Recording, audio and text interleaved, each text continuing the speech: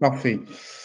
Bonjour à tous, je suis Reynald Ballot, dirigeant de l'entreprise Renis, et je suis en compagnie de Giro, mon collaborateur, qui est responsable commercial et avec qui nous ferons la présentation du projet Zemisef. Alors, comme vous l'auriez pu le constater, au Bénin, nous sommes confrontés à un énorme paradoxe, c'est que nous avons de nombreuses solutions de déplacement dans notre pays. Toutefois, nous n'avons pas un répertoire national qui permettrait de pouvoir identifier facilement les conducteurs de taxi ou les conducteurs de moto. À partir de ce moment, on pourrait tout de suite poser la question de savoir, à l'ère de la numérisation, pourquoi n'avons-nous donc pas toutes ces solutions sur le territoire? Et on constate très simplement que le fait de ne pas avoir ce répertoire, c'est qu'on n'a pas vraiment une possibilité de faire une surveillance des données. Et des études que nous avons pu identifier, 40% des conducteurs de taxi, que ce soit pour des taxis motos ou les taxis voitures, eh ben, ne sont pas officiellement enregistrés, ce qui amène en fait, à constater une prolifération, un foisonnement de taxis clandestins. Et ben, cela génère notamment des situations d'insécurité au niveau non seulement des conducteurs, mais aussi du côté des passagers. Finalement, on observe des cas d'agression, des risques beaucoup plus élevés d'escroquerie, des cas d'enlèvement dans la société qui émergent de partout. Finalement, on a aussi une dimension plutôt de gouvernance que l'on identifie dans de pareilles situations. Il s'agit par exemple de l'évasion fiscale, et l'État n'arrive donc pas à contrôler toutes les taxes qui sont associées à ce type de projet-là. Finalement, pour répondre à ce besoin, à cette problématique sociétale et beaucoup plus répandue dans les pays de la sous-région, on a donc mis en place Zemisif. Alors, très simplement, Zemisif, c'est prends-moi et dépose-moi en sécurité.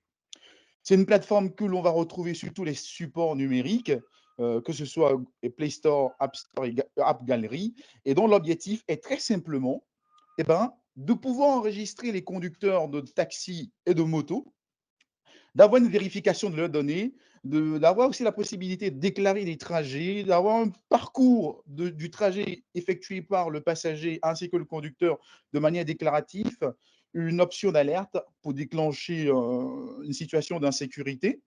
Finalement, on peut évaluer le conducteur, mais aussi évaluer le passager, vice-versa, avec une visibilité sur les courses qui sont effectuées, un tableau de bord montrant les chiffres assez importants, la taxe CO2, la taxe carbone, les chiffres d'affaires de ce dernier, l'assurance, c'est très important, l'enregistrement au niveau de la CNSS ainsi que les cotisations pour la retraite, et enfin un programme de fidélité pour l'adoption, la post-adoption. C'est ça ce que nous souhaitons proposer.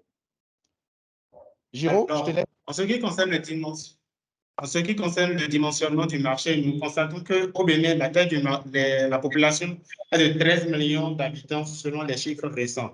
Et les conducteurs de taxi moto sont évalués à plus de 100 000 pour juste la ville de Cotonou, avec une moyenne de chiffre d'affaires comprise entre 500 et 1000 francs par jour. Nous estimons donc à plus de 50, entre 50 et 100 millions, pardon, le chiffre d'affaires réalisé. Et la part que nous visons pour ce marché-là est de 20%, soit de 20 millions de francs CFA.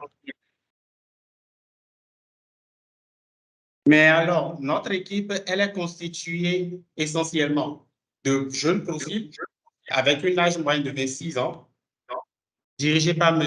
Reynald Ballot. Mais ensuite, sur la première ligne, vous avez le volet administratif, finance et business, puis nos développeurs qui sont spécialisés dans différents pans, le mobile, le web, le back-end et autres.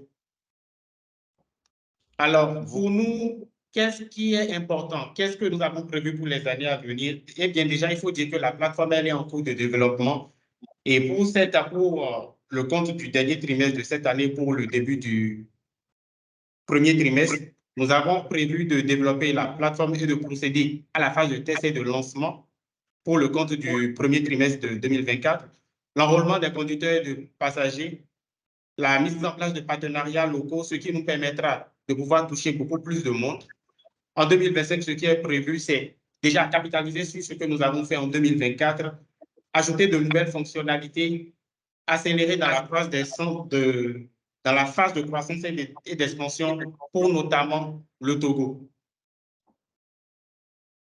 Maintenant, il faut dire aussi que Renix est une structure spécialisée dans le développement de plusieurs plateformes et nous avons à cet effet remporté plusieurs lauréats déjà, notamment avec Move Africa, avec le Centre de transformation digitale du Bénin de la GIZ, où nous avons eu l'opportunité d'aller sur le salon Vivatech avec l'un de nos projets, le projet francophile, l'African Business Club, le projet Québec et bien d'autres prix et lauréats que nous avons eu à remporter lors des années précédentes. Chers membres du jury, vous l'aurez constaté, gagner ces prix, c'est faire montre donc de professionnalisme, c'est connaître son métier, c'est avoir de la notoriété, c'est avoir aussi à nos côtés l'engagement de plusieurs partenaires de taille, que ce soit au niveau national, mais aussi international. Cela témoigne de la véracité, de l'importance des propositions de solutions que nous faisons parce que c'est tangible, ça touche directement la population, ça touche les réalités et ça apporte une réponse tangible à ce que nous vivons. Et c'est justement ce pourquoi nous avons une expérience très élevée dans le secteur, notamment avec Air Mobility, qui permet de faire du covoiturage et qui compte aujourd'hui à peu près 15 000 membres au Bénin. On a aussi la plateforme Aircolis qui sera lancée en 2024, qui s'occupe du transport de colis, que ce soit terrestre ou aérien. En France, on a développé aussi des plateformes pour des partenaires, notamment SOS Samaritain pour la sécurité, avec la police nationale. Mémoire templière pour le développement de tout ce qui concerne plutôt l'art et aussi le patrimoine.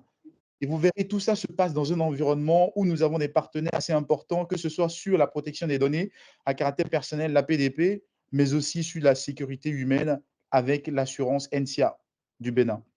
Vous l'aurez compris, notre modèle économique par rapport à ce projet de ZEMICF, il est hyper simple, mais s'inscrit dans une démarche circulaire où nous avons besoin simplement de toucher des commissions, mais surtout avec pour premier enjeu de nous orienter vers les collectivités territoriales pour leur proposer ces solutions d'identification des émigrants, des taxis pour éviter la clandestinité et surtout faire entrer la traçabilité dans la collecte de taxes locales. Sur ce, nous vous remercions. Nous avons terminé un peu plus tôt et nous espérons pouvoir répondre à vos préoccupations les plus profondes. Merci. Merci, Monsieur Ballot. Merci pour cette belle présentation. Un projet assez intéressant, pouvoir nous déplacer de façon sécurisée. Je demanderai aux participants de bien vouloir intervenir s'ils ont des questions ou des commentaires. Je vous remercie.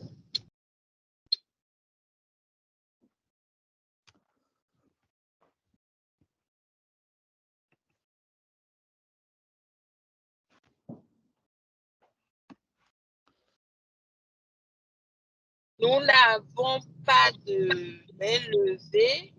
Donc, Monsieur Ballot, je ne sais pas si vous avez un mot à compléter. Bien évidemment, tout ce que j'ai à compléter quelque part, c'est que pour mettre en place un tel dispositif, on a besoin forcément de la notoriété, et c'est la première fois que nous parlons de ce projet. Pour nous venir et participer à ce concours, parce qu'il faut quand même le dire, pour la première édition de DSI, on a été premier dans la catégorie DSI Innovation. Aujourd'hui, nous nous présentons avec ce projet parce que c'est d'abord un premier intérêt pour avoir l'avis du public, avoir votre avis à vous, jury, membres du jury, mais surtout, c'est un canal très important pour nous pour faire connaître ce projet et faire savoir que nous pourrions avoir l'adhésion du public, mais aussi des pouvoirs publics qui accompagnent DSI du Bénin. Et c'est un angle assez important pour faire rentrer ce projet dans le cadre de la gouvernance locale et de la gouvernance politique. Donc, c'est très important pour nous de venir vers vous parce que vous avez un intérêt très fort à jouer pour l'aboutissement de ce projet. Merci beaucoup, Monsieur Ballot. Je vous souhaite une bonne chance et je vous exhorte à partager votre projet auprès de vos contacts afin qu'ils puissent voter